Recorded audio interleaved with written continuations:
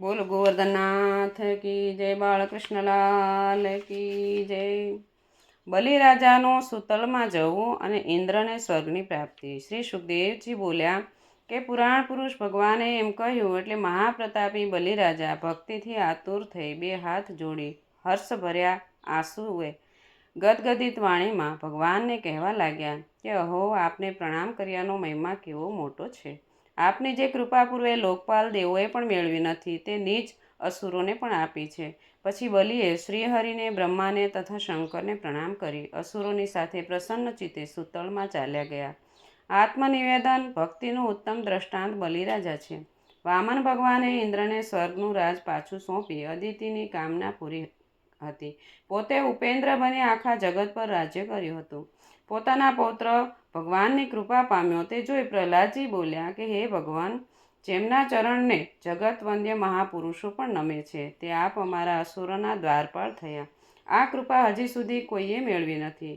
હે શરણદાતા, બ્રહ્મા આદિ દેવો જે ચરણોના રસને સેવવાથી ઐશ્વર્ય પામે છે તેવી આપની કૃપા દ્રષ્ટિ દુરાચારી અને ઉગ્ર સેવા અમારા પર કયા કારણે થઈ? આપ તો સર્વજ્ઞ, સર્વના આત્મા અને સમદ્રષ્ટિવાળા છો, છતાં આપનો સ્વભાવ જુદો છે।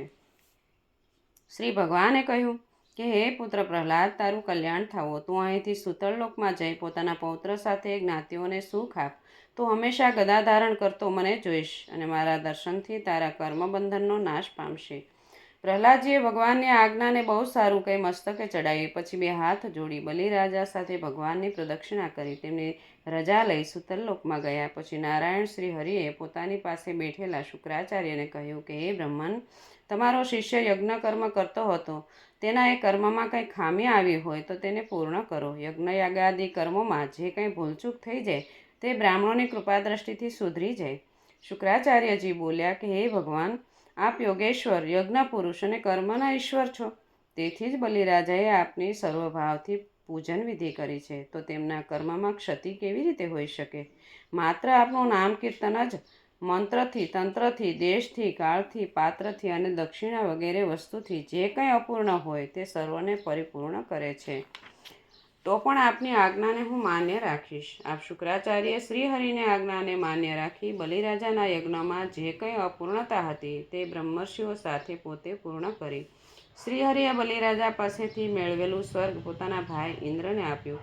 ઇન્દ્રે આ પ્રમાણે વામન ભગવાનના બાહુથી રક્ષણ મેળવી ત્રણેય લોક પ્રાપ્ત કર્યા। તે ઉત્તમ લક્ષ્મીથી યુક્ત થઈ અને નિર્ભય થઈ પરમ હર્ષિત થયો। પછી હે રાજન, બ્રહ્મા, શંકર, સનતકુમારો, ભૃગુ વગેરે મુનિઓ, પિતૃઓ, સર્વ પ્રાણીઓ, સિદ્ધો અને વિમાનચારી દેવો વિષ્ણુ ભગવાનના પરમ અદ્ભુત તે મહાકર્મને ગાતા ગાતા પોતાને સ્થાને ગયા અને તેઓએ અદિતિની પણ પ્રશંસા કરી। જ્યાં જ્યાં હર કોઈ દેવ, પિતૃ કે મનુષ્ય સંબંધી કર્મ થાય ત્યાં ત્યાં આ અવતાર ચરિત્ર વર્ણવવામાં આવે તો મનુષ્યનું તે કર્મ યથાયોગ્ય પ્રાપ્ત થયેલ ગણાશે।